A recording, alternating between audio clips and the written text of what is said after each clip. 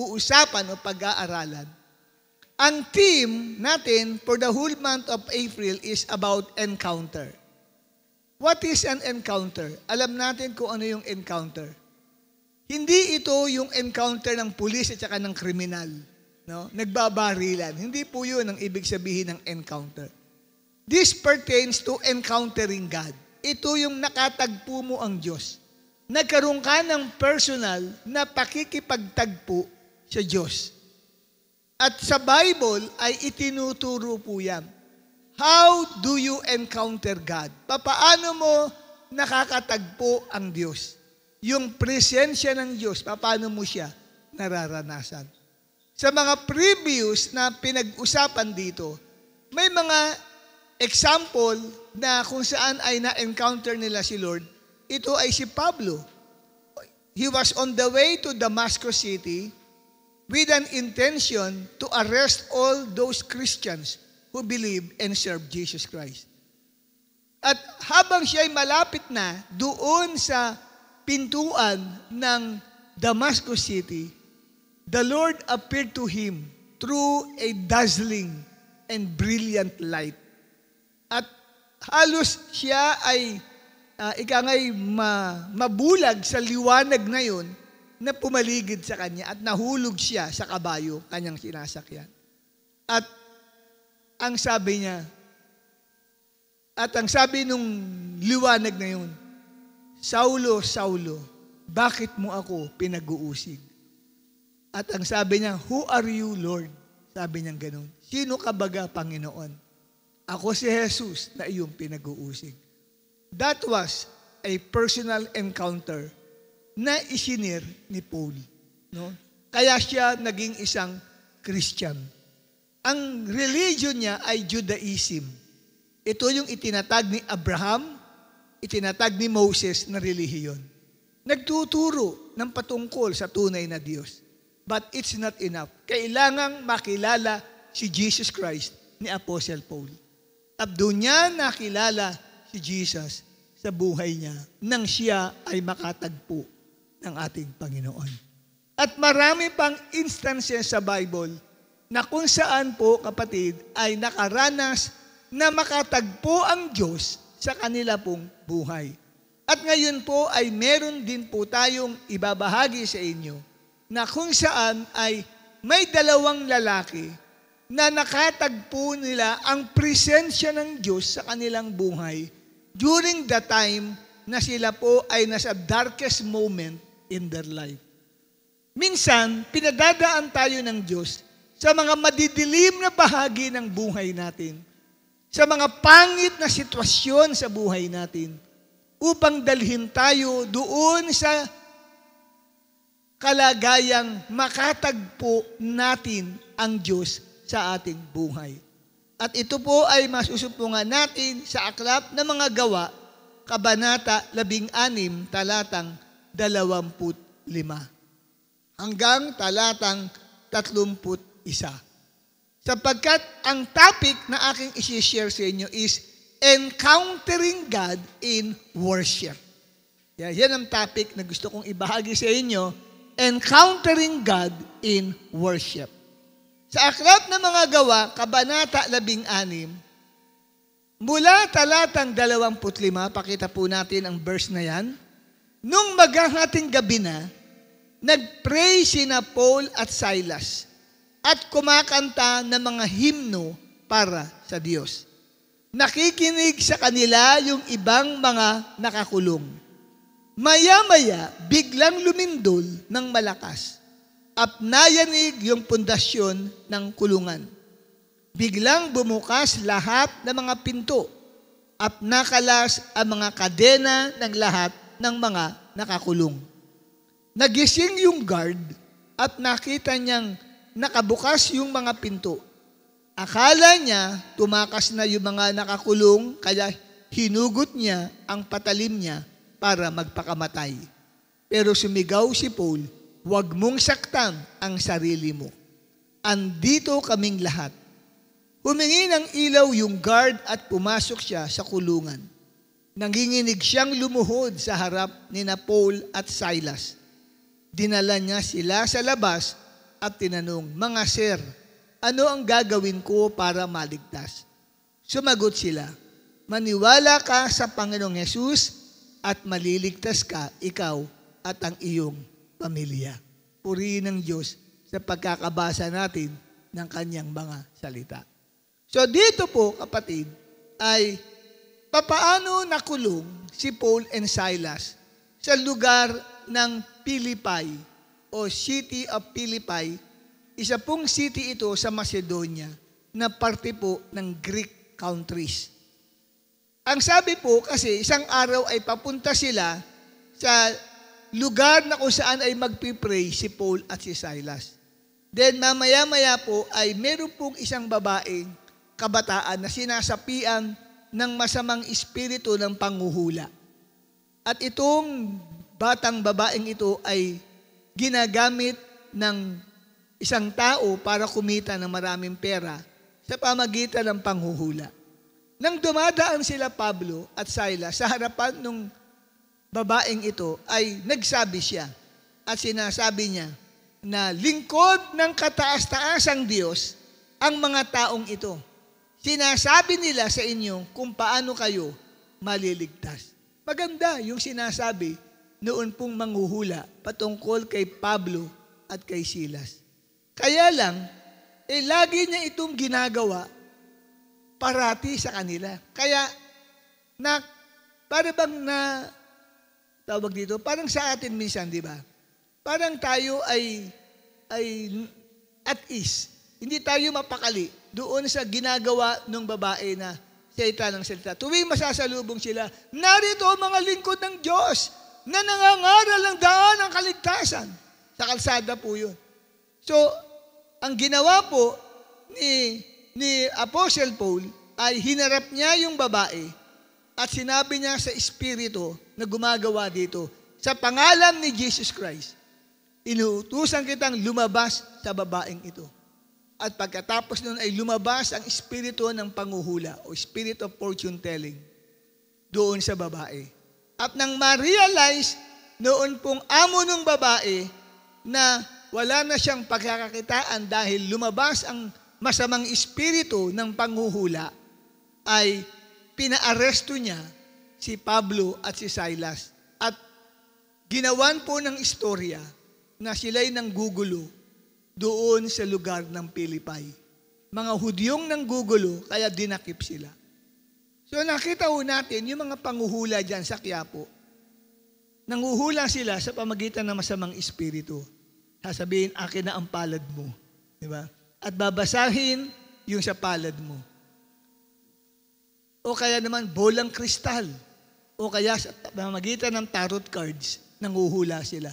Hindi po sa Diyos pala ang mga bagay na iyon. Dahil yan ay na-encounter ni Pablo, may masamang espiritu palang kumikilos sa kanila. Kaya tayo hindi po nagpapahula. No? Hindi tayo Merong sinasabing hula sa Bible, pero iba yung hula na yon. Ito po ay hula na kung saan ay patungkol sa pagbabalik ng ating Panginoong Hesus. Yan, hinuhulaan sa Biblia yan. At patungkol sa pagkagunaw ng daigdig, hinuhulaan sa Biblia yan. At patungkol sa pagbubuhay sa mga patay, yan din po ay nasa Biblia. Ngayon, yung hula na sinasabi, ito di Madam Auring, na mayapa na si Madam Auring Hindi niya nahulaan kailan siya mamamatay. Pero siya ay nilalapitan ng mga artista para manghula. Pero naka-attend ako noon nang nangaral si Manny Pacquiao sa Araneta Coliseum. Nag-testify siya doon na nakatagpo niya ang Panginoon sa kanyang buhay. Tinanggap niya si Jesus. Tapos isa sa mga naroon ay tumayo ay si Madam Auring na nasyeran ni Manny Pacquiao at tumanggap kay Jesus Christ bilang Panginoon at tagapagligtas ng kanyang buhay. Amen? Okay, so may mga tao na ganun ang hanap buhay, manghuhula. At dito nga ay nakita noong gumagamit doon sa bata na babae na wala na siyang ikabubuhay, kaya pinakulong si Pablo at Silas. At bago ipakulong, ang sabi dito, siya'y hinagupit ng 4 beses. Si Paul and Silas ay hinagupit. Ang ginamit na panghagupit ay latigo. Kaya pag pinalo ka sa likod, pantal talaga. At dahil 40 stripe yun, no? 40 kapatid na mga guhit dapat sa katawan mo, malamang lumabas ang laman sa likod ni Apostle Paul. Labas ang laman. Nabibiyak po yung likod ng balat ni Apostle Paul at ni Silas. Dahil po sila ay pinahirapan bago ikulong. At sa bagay pong yun, ang sabi 12:00 ng hating gabi at midnight, ay ang dalawang ito sa gitna po ng masakit ang kanilang mga katawan, may nararamdaman silang pain, at wala silang ibang kakilala sa lugar ng Philippi kasi mga missionary sila, nakakulong pa sila. Paano na ang kanilang kinabukasan? Gayunpaman, ano ang ginawa nila? Sila'y nanalangin at nag-worship sa Panginoon. Yan po ang sinasabi ng aklat ng mga gawa 16 hanggang talatang 25. Balikan natin ang verse 25. Sis, balik mo doon. Ano ang sabi? About midnight, Paul and Silas were praying and singing hymns to God. Meaning, they worship the Lord. And the other prisoners were listening to them. Ang hirap pong sumamba kung may nararamdaman ka na masama o masakit sa katawan mo. Ang ginawa nila, yan ang tunay na pagsamba. Ang tunay na pagsamba yung very difficult for you to worship God and yet you do it. Sapagkat madaling sumamba kung wala kang nararamdamang sakit sa katawan mo. Okay ka, di ba? Maayos lahat ang katawan mo, wala kang problema. Ang dali, sumamba ka, hallelujah! Kasi, lalo na kung marami kang pera, ang daling sumamba kay Lord. Di ba? Masaya ka. Pero yung sitwasyon na nariyan ka sa kulungan, hindi mo alam kung ikaw ay makakalaya pa.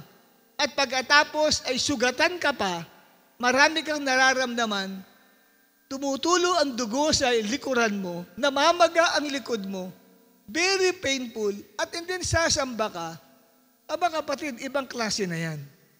Yan ang tunay na pagsamba. At dito po, kapatid, sa pamagitan ng kanilang ginawa, dito nila na-encounter ang presensya ng Diyos sa kanilang buhay. Ang presence pala ni Lord ay available pagdating sa larangan ng tunay na pagsamba. Ang tunay na pagsamba ay hindi lamang, kapatid, totoo ang ginagawa mo sa puso mo na pagsamba sa Diyos. Kundi, nasa sitwasyon kang pangit. Pangit ang sitwasyon. Hindi sinasabi kong pangit ang katabi mo. Kundi pangit ang sitwasyon. Pangit ang kapaligiran mo. Pero di ko sinasabi uli, ang katabi mo ay pangit. Okay? Kapangit ng iyong kapaligiran. Hindi magandang sitwasyon sa buhay mo. Maaaring ikaw ay namatayan. Maaaring may mahal ka sa buhay na nasa ospital ngayon. Maaaring ikaw, kapatid, ay baon sa utang at hinahabol ka ng Bombay. Maaaring ikaw, kapatid, ay nasa iba't ibang pangangailangan. O maaaring broken-hearted ka. Nakipag-break sa iyo ang boyfriend mo o ang girlfriend mo. O maaaring meron kayong hindi pagkakaintindihan at pagkakaunawaan ng asawa mo. O maaaring meron kang negosyo, medyo hindi kumikita at parang babagsak. So parang ikaw ay nasa ganoong sitwasyon na hindi mo alam kung ano ang gagawin mo. Pero nagawa mo pa rin sumamba sa Panginoon. Umawit ng may buong katapatan sa Diyos sa gitna ng mga pagsubok sa buhay.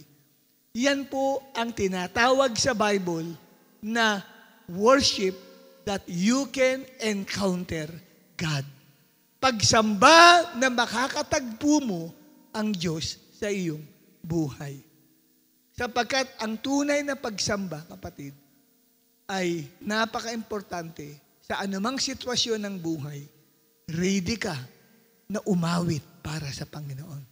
Kasi yung iba hindi makaawit kay Lord pagka maraming problema. Umawit ka kay Lord. Hindi ako makaawit eh. Unang pera eh. Daming pangangailangan eh. Hindi man na magsabi, Lord, hallelujah, praise the Lord. Hindi maka-praise the Lord eh. Kundi puro complain ang lumalabas sa bibig. Itong mamang ito, si Paul at si Silas, tingnan ninyo, madaling araw, dapat tulog na yan. Bakit gising pa sila? Makakatulog ka ba naman kung ang sakit-sakit ang nararamdaman mo sa iyong likod? 40 lashes yan. No? Sabihin, 40 sugat yan na latay ang kailangan tumama sa iyo. Bakit ko namang sinabing 40? Kasi basahin niyo yung kultura at that time. Yung kaugalian ng unang panahon, pagka po may mga dinarakip at bago ikulong, pinapalo po muna ng 40 beses sa likod yan.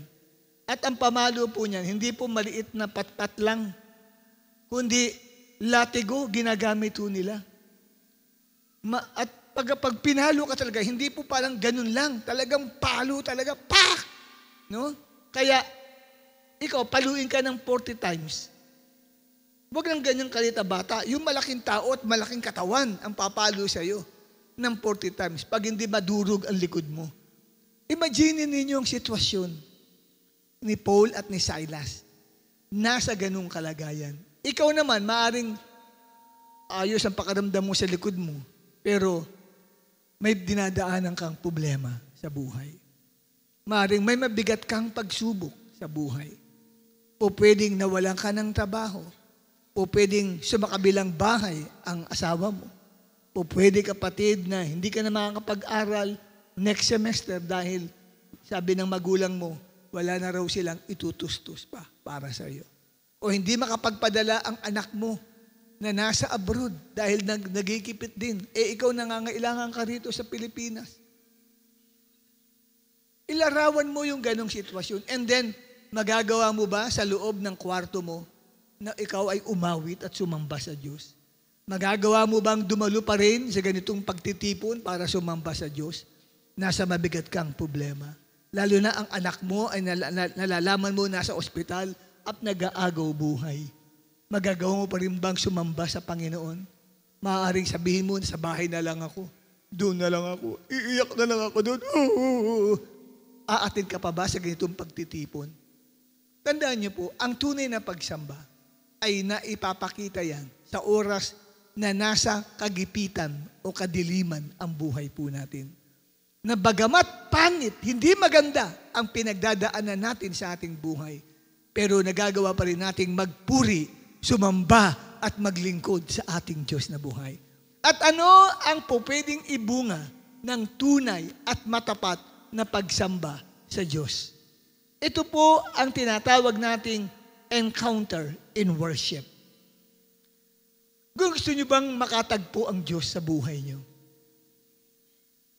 Magtaka ka minsan, nagwo-worship naman ako, pero parang ang layo ng Lord. Ba may ganun eh. Sumasamba ako sa Kanya, pero parang ang layo niya.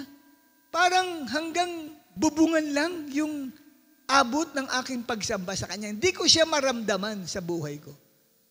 Kapatid, kaya hindi mo siya maramdaman dahil walang cost, hindi costly ang worship mo. Kailangan ay may halaga ang iyong pagsamba. Dapat kapatid ay mahal ang halaga ng iyong pagsamba.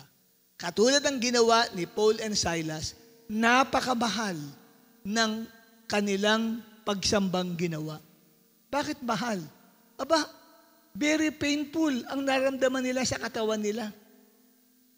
At isa pa, nakakulong pa sila. Paano na yun? Ano na mangyayari? Nagpunta sila doon para mangaral ng salita ng Diyos. Wala naman silang ginagawang masama. Pinalayas lang niya yung masamang espiritu. Nakulong na siya. Buti kung pumatay siya ng tao, nagnakaw siya ng tao, may nagabyado siya. Wala naman eh. Tapos nasa ganun siyang sitwasyon, kadalasan sa atin, pag dumadaan sa mabigat na problema, ang una agad, biniblame natin ang Diyos. Diyos, bakit mo ko pinabayaan? Diyos, bakit ganito nangyayari sa buhay ko? Pero siya hindi eh. Ano ang sabi sa Bible? Nag-pray at umawit ng himno. Nag-worship kay Lord. Meron ba naman nag-worship kay Lord na nagko-complain? Hindi. Nagpapasalamat sa Lord. Sa gitna ng mga pagsubok, sa gitna ng mga problemang pinagdaanan, sumasamba pa rin sa Panginoon. Iyan ang totoong pagsamba sa Diyos. At pag naramdaman natin ang totoong pagsamba sa Diyos, ano ang ibinubunga ng mga bagay na yon? Una po, kapatid, no? Una nating ma-encounter, ano, kapatid, ang nangyari? What might happen when we encounter God in true worship? Basahin natin ang Acts chapter 16, verse 26. Ang sabi dito sa verse 26, suddenly. Sabi sa katabi mo, suddenly. Ano ibig sabihin ng suddenly?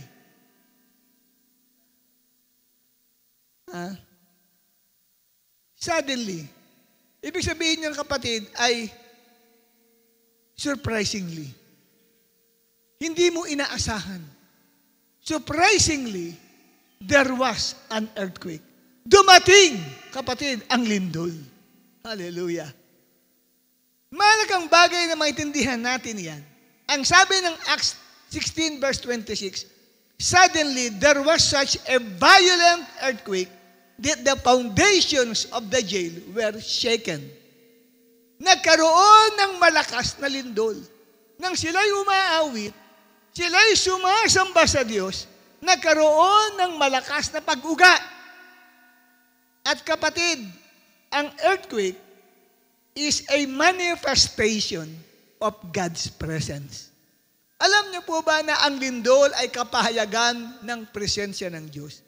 Na-encounter ni Paul and Silas in worship ang presensya ng Diyos una sa pamagitan ng manifestation ng earthquake. Maaaring ayaw niyong maniwala sa akin, pero sa Acts chapter 4 verse 31, may mababasa kayo dyan. Ang sabi ng Acts 4:31, when the believers finished praying, the place where they were meeting was shaken. Meron pong isang instances na nagtitipon ang mga mananampalataya. Sila'y nagpipray at nagwo-worship. Then suddenly, niyanig yung lugar na kanilang pinagtitipunan. Nagkaroon ng earthquake. At ang sabi, they were all filled with the Holy Spirit. Bumaba ang presensya ng Diyos. Acts 4:31, ayan o. After they prayed, the place where they were meeting was shaken and they were all filled with the Holy Spirit. So, bakit nagkaroon ng earthquake? Bumaba ang Holy Spirit. Hallelujah. So, ang earthquake pala ay simbolo sa gisag ng presensya ng Diyos. Naramdaman yung presence ni Lord. Kaya nagkaroon ng earthquake, kapatid, sapagkat bumaba ang presensya ng Diyos at the time na si Paul at si Silas ay sumasamba sa ating Diyos na buhay. Hallelujah. Earthquake. Kaya pag naranasan natin na nagkakaroon po ng lindol, tiyak, meron pong grupo ng mga Christians na tinagwo-worship yun. Bumaba ang presensya ng Diyos. Naramdaman natin ang earthquake, kaya lang sa atin, ang earthquake lang, limitado lamang tayo, kapatid, sa paggalaw ng mga plates sa ilalim ng lupa. Pero ang Bible, maraming instances sa Bible, ang earthquake, kapatid, ay nararamdaman at nararanasan ng mga mananampalataya pag bumababa po ang presensya ng Diyos. Meron pa po, kapatid, na pangyayari sa Mateo 28, talatang 2. Book of Matthew, chapter 28, verse 2. Nagkaroon din ng earthquake nang bumaba ang mga angels. At sila yung naggulong doon po sa malaking bato na nakatakip sa bunganga ng libingan ng ating Panginoong Jesus. Ano ang sabi? Matthew 28:2, there was a violent earthquake. Bakit? For an angel of the Lord came down. Nagkaroon ng malakas na lindol. Bakit daw? Bumaba ang mga anghel ng Diyos. Kaya nagkakaroon ng earthquake, may bumababa na anghel ng Diyos. At pumunta doon sa tomb At ang sabi, iginulong kapatid, yung takip ng libingan na kinalibingan ng ating Panginoong Yesus. Sapagkat si Jesus ay nabuhay na muli mula sa mga patay. So, ito si Paul and Silas nagwo-worship. Nagkaroon ng earthquake. Ibig sabihin, maraming anghel ang bumaba.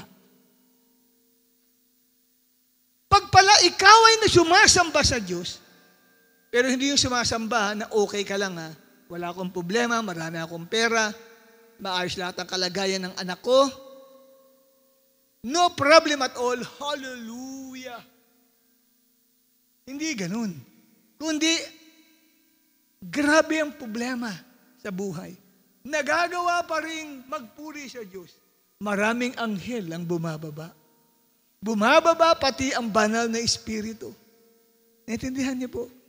Kaya po, iyan ay tinatawag nating manifestation ng presensya po ng Diyos. Kaya dito makita ho natin mga kapatid, ang earthquake din ay simbolo na paparating na ang mga pagpapala ng Diyos sa buhay mo. Bakit po kamo? Sa Book of Haggai, chapter 2, verse 6 to 7. Mababasa nyo sa Book of Haggai, God says, before long I will shake heaven and earth, land and sea. Sabi ng Diyos, dating ang panahon ay aking uugain ang langit at ang lupa at ang dagat. Verse 7, I will overthrow all the nations, and their treasures will be brought here, and the temple will be filled with wealth. Dating daw ang panahon, kapatid, na kanya pong uugain ang langit at ang lupa, pati ang dagat. Anong ibig sabihin yan? Magkakaroon ng economic breakdown. Babagsak ang ekonomiya ng mga bansa. At saan napupunta ang kanilang kayamanan ng mga bansa? Ito ay mapupunta sa templo ng ating Panginoon. Ay, sabi dyan, no? And the temple will be filled with wealth. I will shake all the nations, and the desire of all nations will come, and I will fill this house about the temple with glory, says the Lord Almighty.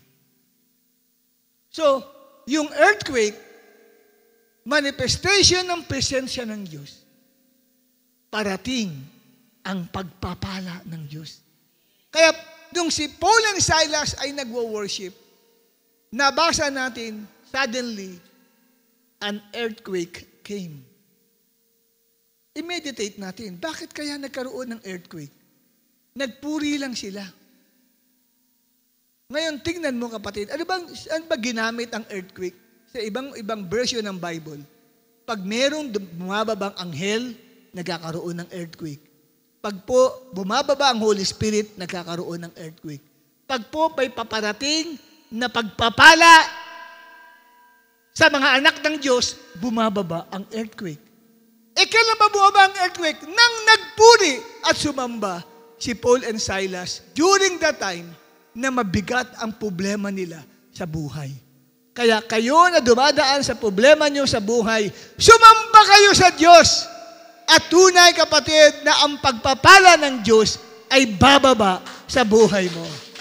Amen? Ano ang tugon natin sa problema? Pag wala kang pera, anong gawin mo? Mag-worship ka. Amen po ba? Pagka mabigat ang suliranin sa buhay mo, anong gagawin mo? Marami kang problema, mag-worship ka. Huwag kang sisima-simangot dyan. Huwag kang iiyak-iyak dyan. Sumamba ka sa Panginoon. Pag may nararamdaman ka sakit sa katawan mo, ang sakit ng balakang ko, ang sakit ng tuhod ko, ang sakit ng ilong ko, ang sakit ng kalingkingan ko, anong gawin mo? Sumamba ka sa Diyos. Bakit? Darating ang pagpapala ng Diyos sa buhay mo. Yun dapat ang pagtugon natin. Worship unto the Lord. Amen? Sumamba ka sa Diyos. Kalabitin mong katabi mo, sabi mo, gumising ka. Sumamba ka sa Diyos. Huwag kang matutulog ka mo. Tapos na ang pagtulog. Kanina pa yun. Amen? Huwag mong gawing extension ang gawain sa pagtulog. Wala ka sa kwarto mo. Narito ka sa church. Amen? Sumamba ka sa Diyos. Kalabitin mo ang katabi mo. Kalabitin, ano mo to? Katabi mo. Ano mo yan? Ha? Kaibigan mo lang. Kaibigan mo, ha? Ano mo siya? Kaibigan. Sabi mo sa kanya, oy, sumamba tayo. Yan. Itulak mo ng konti para magising. Yan. Sumamba tayo sa ating Panginoon. Tandaan ninyo, kapatid, ha? Hindi po yung, minsan kasi pagdating sa gawain ito, time ng worship, inaantok-antok pa tayo. Di ba? Parang inisip natin, sana matapos na. Tagal naman. Kapatid, nariyan ang susi ng pagpapala. Ano, pag sinabi ng worship leader, please, taas natin ang ating mga kamay. Ay, sakit ang kamay ko eh. Di, pilit mo itaas. Masakit, pero tinataas mong ganyan. Masakit, Lord. Nakikita ni Lord ang katapatan mo.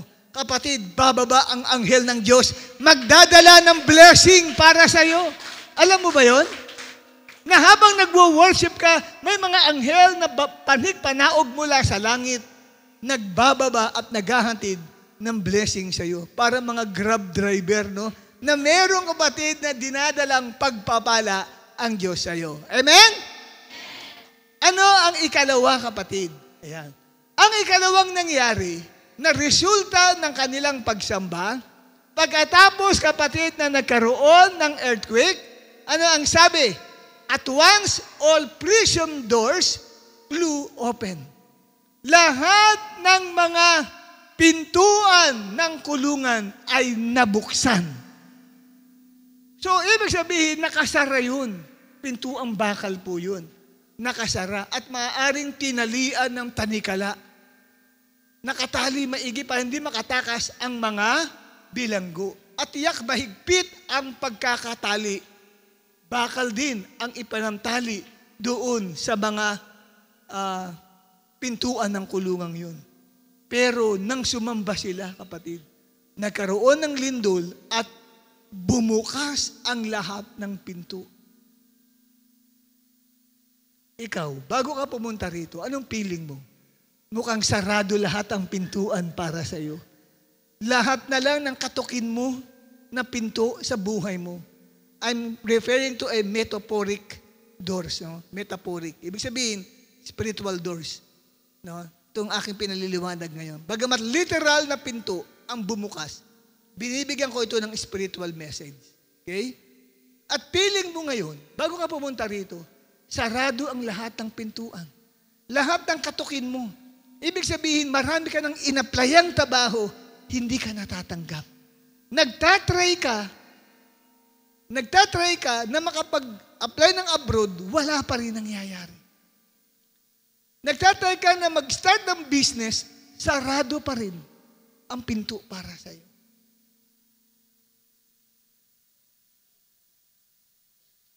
Hindi mabuksan-buksan. Gusto mo magbukas ang pinto para sa iyo? Sumamba ka sa Diyos. Pag nakita mong mukhang sarado mga pinto, hindi ako makakapunta. Hindi ako makakarating sa gusto kong puntahan. Mga pangarap ko sa buhay parang sarado. Walang promotion. Closed ang promotion para sa iyo. Gusto mo magkaroon ng promotion. Gusto mo magkaroon ng napakagandang opportunity sa buhay mo. Pero sarado ang pinto. Kapatid, mabubuksan yan. Sumamba ka sa Panginoon. Amen? Taas mo yung dalawang kamay at umawit ka. Eh wala pa akong ganang umawit. Yun ang masarap sumamba. Doon sa time na wala kang gana. Doon sa time na tinatamad ka. Doon sa time na ayaw mong gawin. Bakit? Dahil may nararamdaman ka sa katawan mo.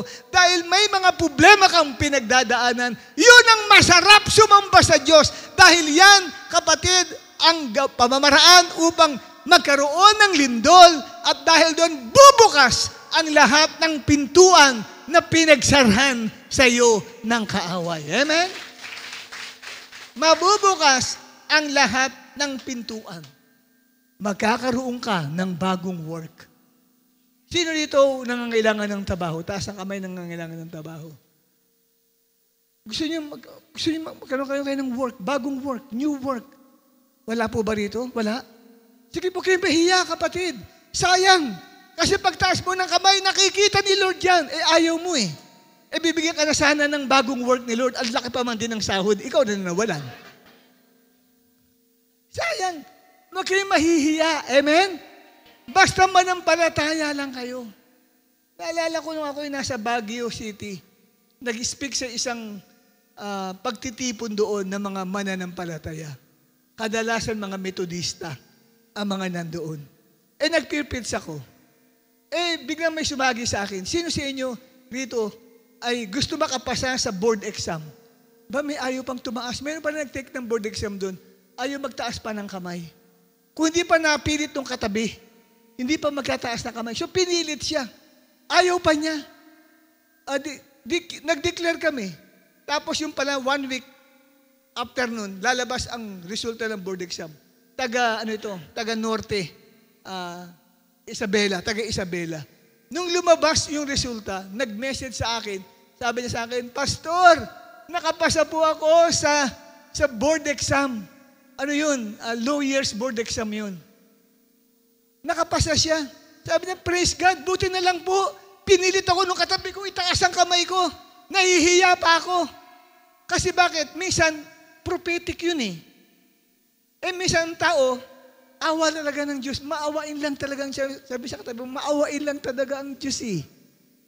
Kaya kung nangahanap ka ng trabaho, at wag ka nang, hindi ako nagpatrabaho, paano ka pa, pasimple ka pa? Hindi na, sabihin mo na, I need job. Kung may trabaho ka ngayon, maliit ang sahod mo, I need job na mas malaki ang sahod. Amen po ba? Oh. Sayang. Pagkakataon na yun, mga kapatid. Maaring nagkakaroon, amen? Maaring gusto mo, kapatid, makapagtrabaho sa abroad. Sino sa inyo nais magtrabaho sa abroad? Nag-a-apply. Pero hindi ka ma-approve-approvean sa ibang bansa. Walang open door sa iyo. Sino ang nais, kapatid, na magkaroon ng open door tayo para mag-work ka sa ibang bansa? Hindi ko makita ng kataas ng kamay. Ayun. So, ang dami nagtaas ng kamay sa taas dito, wala. Kapatid, kung kayo'y nagkiklaim, tumalong ka, sabi mo, ako yun! Yun, praise the Lord. Tingnan niyo, nagbubukas si Lord. Kasi, yung pagtalon ay isang uri ng pagsamba sa Diyos yan. Pagpupuri sa Panginoon yan eh. At yung pagtaas ng kamay, kaya pinapataas ko ang kamay, hindi po yung hold up. Hindi kayo hold up dito. Kayo, kapatid, ay tinuturuang magbigay ng reverence o ng pagkilala o pagdakila sa Diyos na buhay. Amen, mga kapatid? So, yan, kapatid, makakagraduate ka sa semester na ito. Sino ang graduating dito? Ikaw, graduating ka. Anong grade mo na? Grade 6? Sino pa ang gagraduate dito? Amen? So, ano yan? Open door yan ni Lord. Kaya, wag mong kalilimutang sumamba sa Diyos. Makakatapos ka ng iyong pag-aaral. Amen po ba? Palakpakan naman natin ang ating Panginoon. Ang tawag yan ay doors of opportunity. Mga pintuan ng pagkakataon. Amen po ba? Na binibigay ng Diyos sa bawat isa sa atin. Increase ng salary. Sino sa inyo ito nagnanais ng increase ng salary? Parang hindi kayo interesado. My gosh. Pero pagka tinigan mo mga prayer request, puro prayer request, mag-increase ang salary. Pag nagtanong, amen. Parang hindi ganong buhay, di ba? Parang nahihiya silang ipaalam. Hindi. Ipahayag mo yon. Nais mo na increase ang salary. Tumayo ka kung nais mo ng increase ng salary. Sige, huwag kayo mahiya. Tumayo ka, kapatid. At magdideklara tayo sa pangalan ng Panginoong Jesus. Taas niyo inyong dalawang kamay, mga tumayo. Dinideklara ko sa pangalan ng Jesus, magkakaroon ng increase ng salary ang bawat kapatiran kong tumayo ngayon, nagtaas ng kamay, in Jesus' name. At tumalo kayo, sabi niyo, ako yun! Amen. Makakaupo na po kayo, mga kapatid. Oh, siya, mark them. Pag isang araw, magkapatutuo na lang dito yan, nagkaroon ng increase ng salary. Ikaw nahiya-hiya ka pa eh. Nahihiya ka pa, baka nandito yung amo mo, kaya hindi ka makatayo.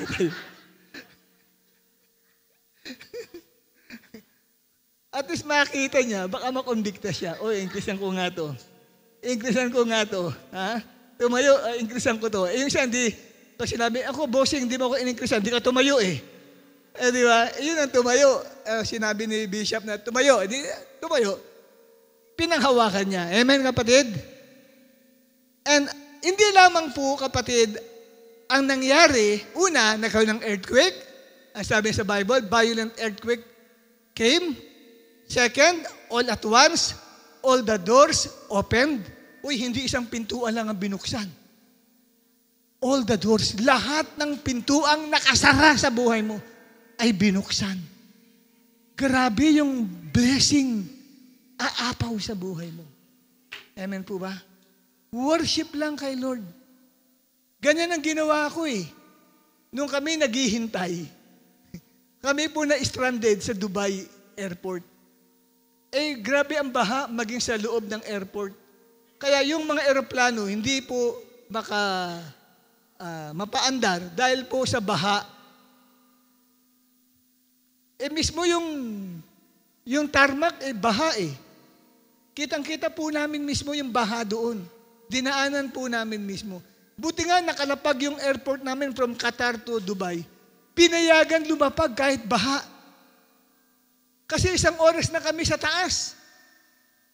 1 hour lang ang travel from Qatar to Dubai. Kinuha namin ng 2 hours ang travel kasi 1 hour dapat mabana ang eroplano. Pero hindi pa pinabababa dahil nga po baha ang loob ng airport. So paikot-ikot lamang kami. Malakas ang hangin sa itaas. Kaya yung eroplano namin, gustong talagang bugbog sarado yung aming eroplano eh. Sa lakas ng hangin. Pinipilit ibaba ng piloto. At sa awa ng Diyos, nung sabi niyang, okay, fasten your seatbelt, bababa na ang aeroplano at hanggang po siya nakababa. Kaya nagulat kami nang kami po kapatid ay ilipat sa ibang place, sa airport. Kasi laki ng airport eh. Nadaanan namin po, grabe, parang dagat. Yung tarmac ng Dubai Airport. Napanood niyo po ba yun? Pinapakita yun eh. Ang tindi po kapatid ng baha doon sa Dubai. Siyempre, kanselado yung flight namin to Manila. Hindi lang yung flight namin. Lahat halos, kung makikita mo lahat doon sa nakapaskil, lahat canceled. Lahat ng flight ay kanselado. Kaya, para kami mga sardinas doon sa loob ng Dubai Airport. Ang hirap po, kapatid, ng aming kalagayan. Yung iba po ay doon na natulog sa sahig ng airport. Kami, hindi namin alam kung saan namin ihiga ang katawan namin. No? Pero gayon pa man, silently lang, dahil maraming tao siyempre, umaawit ako para sa Panginoon. Dahil naalala ko yung ipipreach ko. Ito yung pinipreach ko ngayon. Na kailangan maranasan ko ito. Kasi kung hindi ko maranasan ito na magbubukas ang pinto para makabalik kami sa Manila, hindi ko ipipreach to dahil hindi ko naranasan eh. Nakita ko doon, sa gitna ng kagipitan, umawit pa rin ng papuri si Paul at si Silas. Nagbukas ang mga pinto. Kaya sabi ko, magbubukas ang pinto sa amin, merong airplane na PAL na siyang maghatid sa amin sa Maynila. Kasi nung kanselado, wala malang representative ng PAL para magsabi sa amin na meron pong airplane na available. Wala eh. Kaya lahat po ay nagtatanungan, nagkakapaan, nagtatanong kami sa mga kaibigan namin sa Qatar, pwede kaming i-rebook. Sabi yung kausap namin ng isang manager ng bangko, mag-rebook na lang tayo. Gano'n naman kakatiyak yun, yung pag-rebook. Hindi kami pwede makapag-rebook, kami lang. Kailangan na siya outside ng place namin. So, ang hirap, mga kapatid. So, habang ako'y nakahigang ganyan, nakahiga ako doon sa upuan, nagwo-worship ako kay Panginoon. Nagwo-worship kay Lord. At siyempre, abang naglalakad na ganyan, tahimik lang na sumasamba sa Panginoon, naalala ko si Paul at si Silas na sila'y sumasamba. And then, mamaya-maya na lang, kapatid, ay nagsabi na merong available na PAL flight na lilipad. At kami, kapatid, ay nagpuntahan doon sa connecting desk para kumuha ng panibagong, ano sweetheart yun, tawag doon? Yung boarding pass na panibago kasi papalitan yung luma. Purihin ang Panginoong Diyos. Totoo ang salita ng Diyos. Amen? Pag nasa problema ka, awit ka lang kay Lord. Hindi na kinakailangan, kapatid, na ikaw ay papakita mo sa mga tao doon na maraming tao, nakaluhod ka. Siyempre, kitang-kita ka ng mga tao, nakataas ang dalawang kamay mo. Hindi, simple lang. Yan, ganun, nakaupo ka lang, nakadekwatro ka pa. At umaawit-awit ka kay Lord. Amen? Na hindi nalalaman ng lahat na nagwo-worship ka kay Lord. At magbubukas si Lord ng mga pintuan. Kasi pag sinabing canceled ang flight, sarado. Sarado, sarado, sarado, close, close. Walang biyahe. Kahit biyahe sa Singapore, close din lahat yan. At mamaya-maya, kapatid, nagbukas ang PAL para po sa amin na mga stranded. Praise the Lord. Purihin ang pangalan ng Panginoon. At nakauwi kami. Kaya may nagmensahe pa sa akin na isang pastora, kung nakauwi na daw kami rito. Opo, ay buti kayo nakauwi pa kasi may mga kakilala pala sila. Hindi pa pala nakauwi. Stranded pa rin sa Dubai. Meron pa rin pala. May mga hindi pa rin pala nakaalis. Dapat ang mensahe sa kanila, worship God. Amen? Magbubukas ang pinto.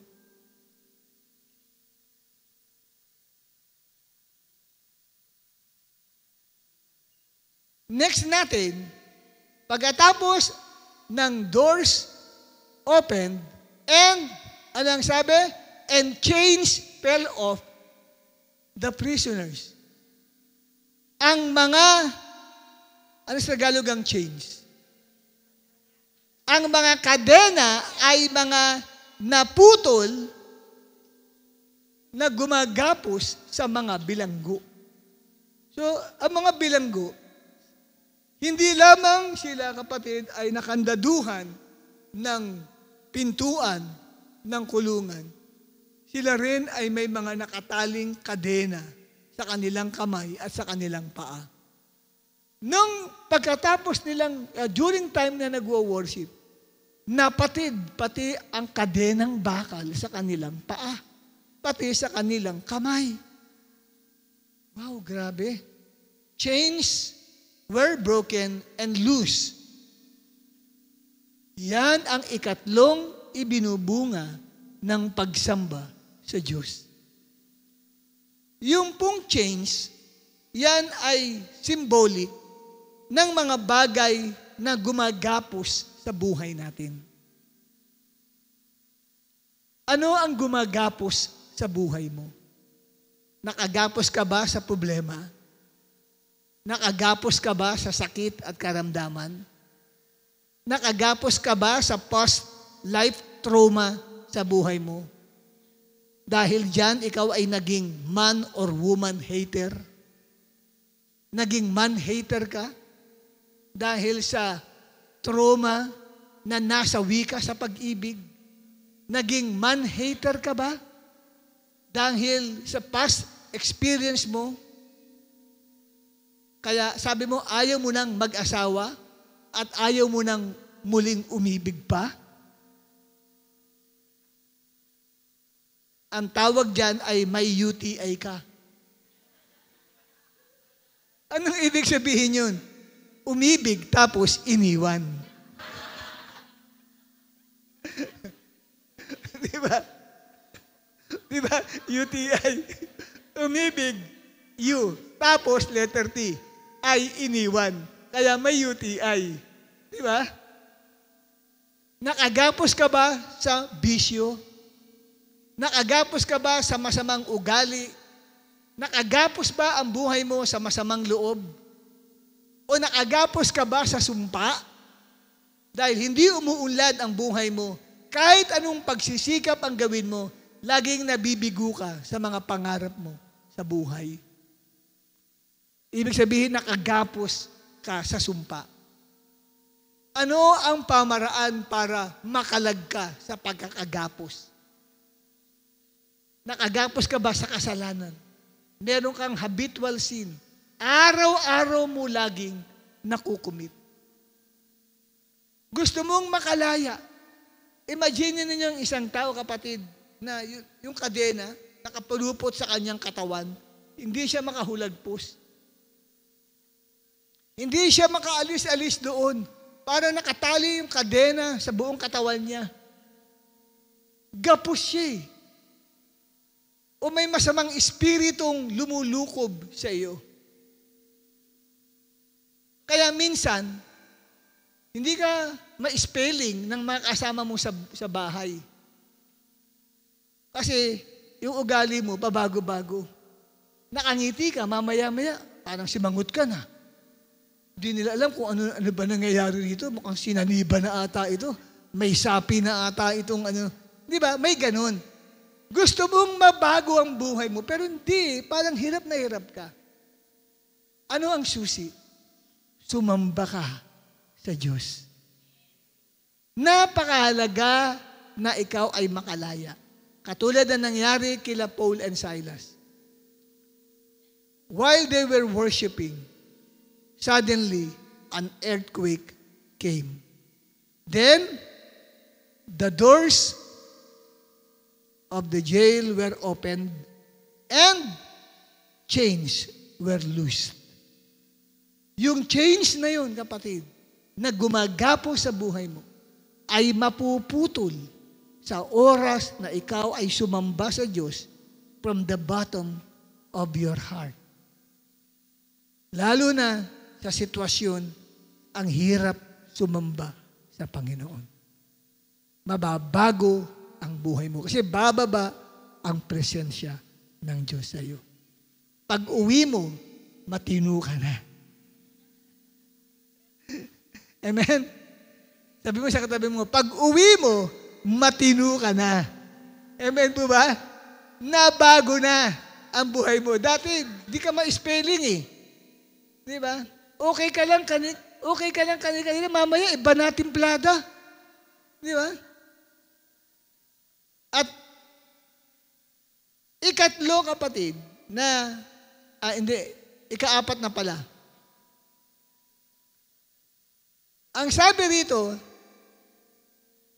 next natin, slide, verse 29. Ito pa pala, verse 20, okay, 29, ito na 20, andiyan na pala 29. Ang sabi rito, the jailer fell trembling at the feet of Paul.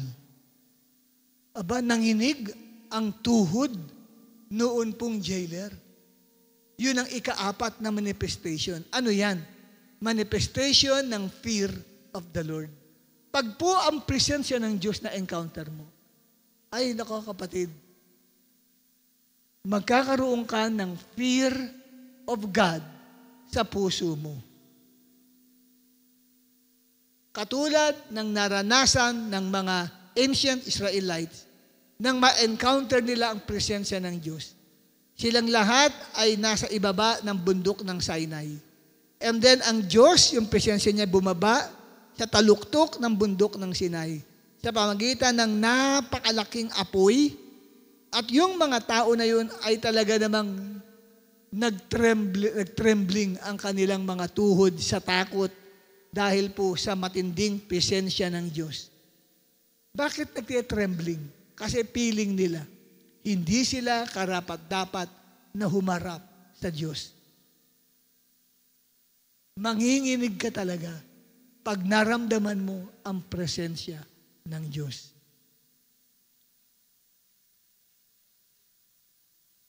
Na dati wala kang pagkatakot sa Diyos, okay lang sa iyo gumawa ng kasalanan, pero pag na-encounter mo ang presensya ng Diyos, kung maaari, ayaw mo nang gumawa pa ng kasalanan.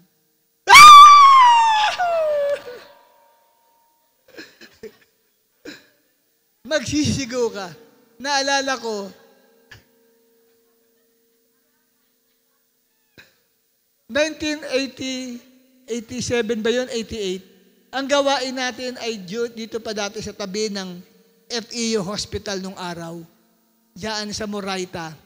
Ang tawag ay Kai Alpha Center. Ay grabe doon. Naranasan namin doon, time pala ng praise and worship.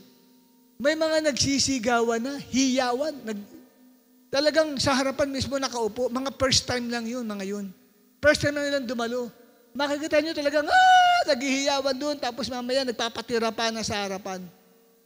At narinig mo, ako lumapit nga ako, kaya ko naipatotoo sa inyo. Sabi, Panginoon, patawarin mo po ako. First time lang, wala pa naman nangangaral. Naramdaman lang niya na bumaba ang presensya ng Diyos. Nakaroon agad siya ng fear of God sa puso niya. Iyak siya ng iyak. Bakit? Yung presensya ng Diyos, naramdaman.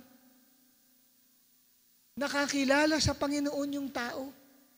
Dahil po sa worship. At that time kasi, iba pa ang gawain nun eh. Opening song pa lang, 30 minutes to 1 hour eh. Opening song pa lang yun.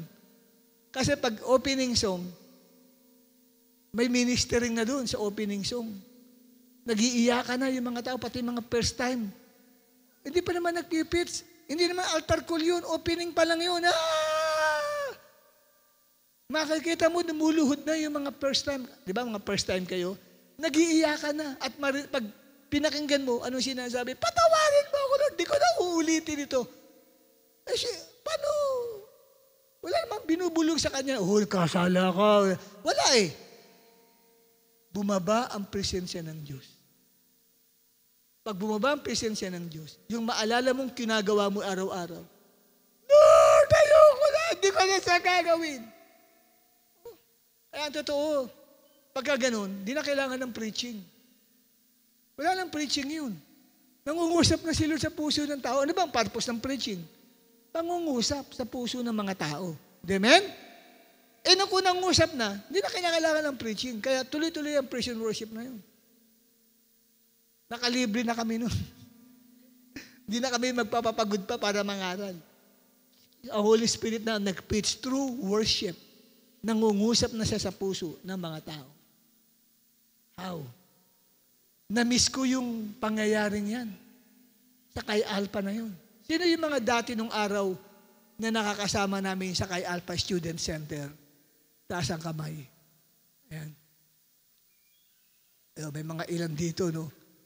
Praise and worship. Sa worship, nararamdaman na. Sino mga worship leader natin dyan? Kaya naman pala, sinaawa na ang Diyos talaga, bumaba na talaga eh. Yan, si Pastora Isbel. Isa yan siya nagpapaawit eh. Siguro sabi ng Diyos, sige anak, tama na, bumaba na ako. Ayan, naman nagpapaawit doon sila, Sister Lorna. Ngayon, nasa Canada na Sister Lorna.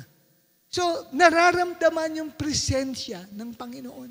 Pag naramdaman nyo po yan, alam niyo po, halimbawa, sinasabihan kayo ng magulang mo, anak, wag mo nang gawin yung bagay na ang tigas ng ulo natin. Pero pag naramdaman mo ang presensya ng Diyos, ikaw mismo, talagang sisigaw ka, Lord, hindi ko na gagawin yan.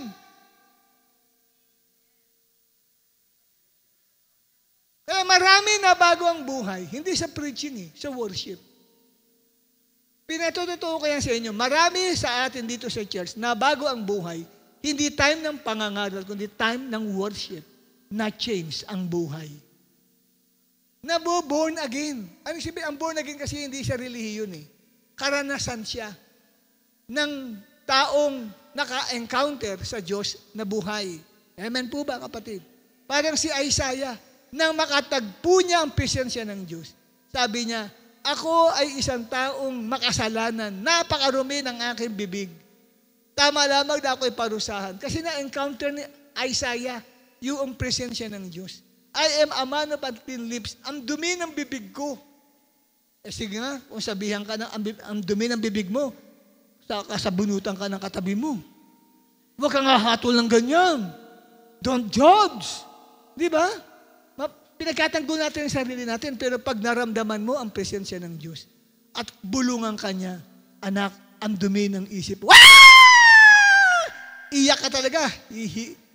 Hihiyaw ka talaga. Ba't hindi ka makaresist? Ang Diyos na yun nagsasalita sa puso mo.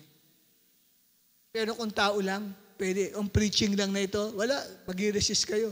Pero pag ang Diyos kumilo sa worship, naku, kapatid, palagay ko, palakasan tayo ng hiyawan. Ba't humihiyaw? Ba't ka humihiyaw?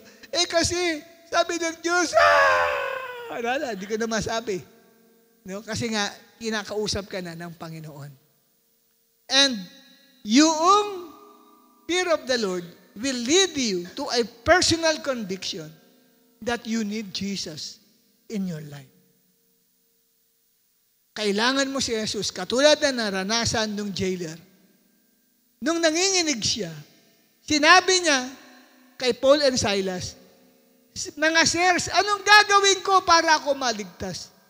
But, yun yung pinag-uusapan, kaligtasan agad. Wala namang pinangangaral sila Paul and Silas dyan Nag-worship lang sila, mamaya pinag-uusapan na salvation. Bakit dumating dito sa jailer na ito? Gusto niyang maligtas. See? Pag bumaba ang presensya ng Diyos, di na kailangan ang explanation sa iyo. Ang Diyos na mismo magsasalita sa iyo, anak, makasalanan ka. Kung hindi ka magsisisi, mapapahamak ang kaluluwa mo. Kailangan mo ako. Kaya nagtanong yung jailer, anong gagawin ko para ako ma-save? Anong sabi ni Paul and Silas? Believe on the Lord Jesus Christ and you will be saved and your family. Ang tindi po niyan, mga kapatid. Nakita ho natin dito yung katotohanan na nagkaroon ng spiritual awareness yun pong jailer. Na-encounter din ng jailer ang presensya ng Diyos. Hindi lamang si Paul and Silas ang nakaranas ng presence ni Lord, pati yung mga nandoon sa paligid niya. At naramdaman yun ng jailer, kaya yung jailer nanginig sa takot. Ba't ngayon lang ba siya nakaranas ng may earthquake? Nakaranas na yan ng earthquake, kaya lang kakaiba ito. Alam niya, hindi ito isang ordinaryong earthquake. This is a supernatural earthquake. Nanginig siya. Bakit siya nanginig? Naramdaman niya yung napakakapal na presensya ng Diyos na nag-akay sa kanya para siya ay maging aware sa kalagayan ng kanyang spiritual na buhay. Na siya ay malayo sa Diyos. Kasi minsan, sa sarili natin, hindi, lapit-lapit, maka-Diyos ako. Pero pag naramdaman niya ang presensya ng Diyos, hindi na siya magiging maka-Diyos. Sabi niya, Panginoon, nalayo ako sa iyo. Patawarin mo po ako. Kailangan ko po, O Diyos, ng kaligtasan. Lord, iligtas mo po ako. Katulad noong kinikwento ko sa inyo, di nag-iiyak yung babae. Humingi siya ng tawad. Mamaya, mismo siya, Panginoon, tinatanggap kita. Sabi ko, grabe ito Hindi pa kami nagpapatanggap. Nagpipray na siya ng acceptance kay Jesus Christ. Kaya sabi ko doon sa worship leader, hindi na ako magpipreach. Bakit po?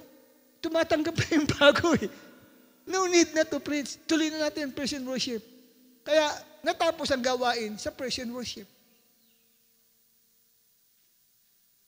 Nangungusap na si Lord na kailangan niya si Jesus sa buhay niya.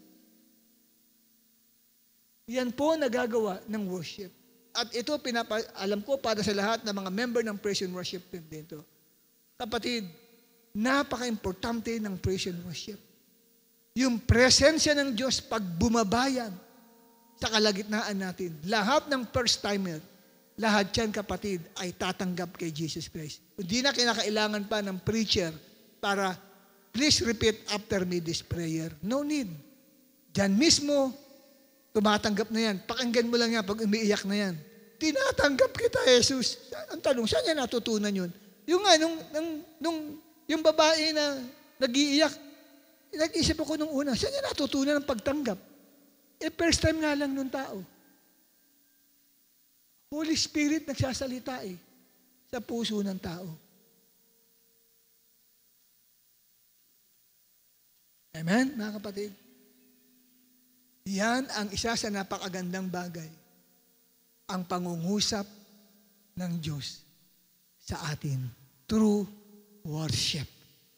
Kaya, kung kayo kapatid ay dadalo next Sunday, wag na wag niyong mamimiss ang start ng worship. Kasi nariyan ang nakapaloob na pagpapala ng Diyos sa atin. Ilan yan? 4. Ano yung number 1? Earthquake. Number 2? Ano yung number 2? Chains were loosed. Number 3? The doors are opened. Number 4? Yes, the fear of the Lord. At later on, number 5, personal conviction. Na kailangan natin si Jesus sa puso po natin.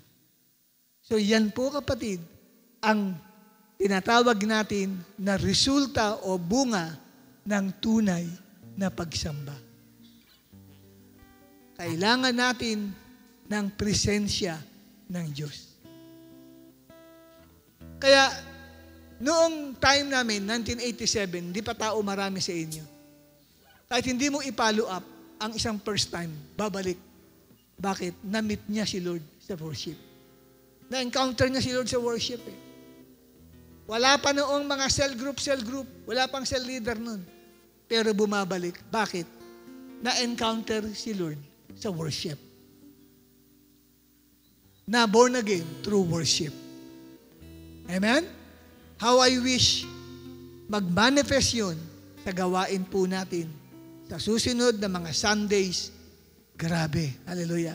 Kaya dalhin mo mga loved ones mo at kakausapin ng Lord yan sa pamagitan ng ating praise and worship. Tumayo tayong lahat.